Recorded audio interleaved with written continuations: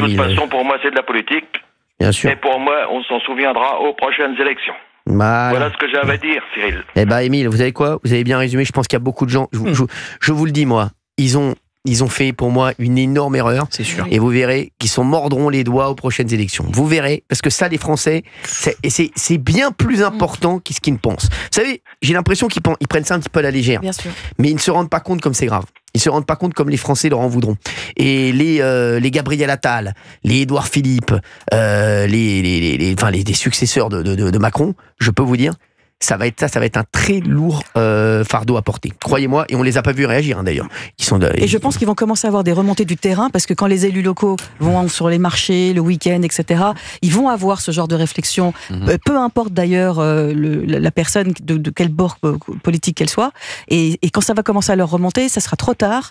Et ça va être intéressant. Ça peut être la fin de la TNT et la fin de l'Arcom, cette décision. Exactement. Parce que ouais, la TNT, sa valeur, vous enlevez la favorite de la TNT, voilà, vous allez affaiblir complètement la marque TNT. Et ensuite, l'Arcom, ça tangue sévère quand même. Ça tangue sévère. Ça tangue. On est complètement d'accord. Ça tangue sévère pour l'Arcom. Et là, je peux vous dire qu'avant de prendre une décision, ils vont tourner leur langue 7 fois dans leur bouche. Enfin, si tenté.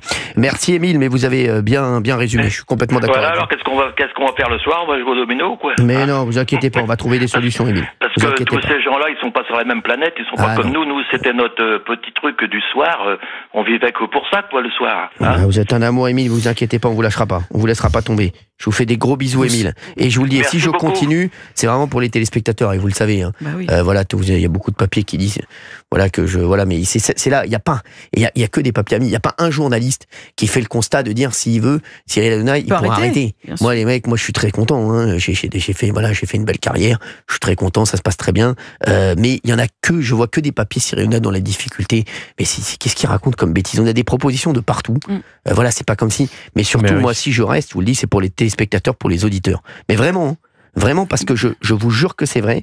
C'est vraiment pour ça que je reste. Parce que j'ai besoin d'eux. J'ai besoin de leur parler tous les soirs, tous les après-midi à la radio également. Et c'est vrai que c'est pour ça que je reste, parce que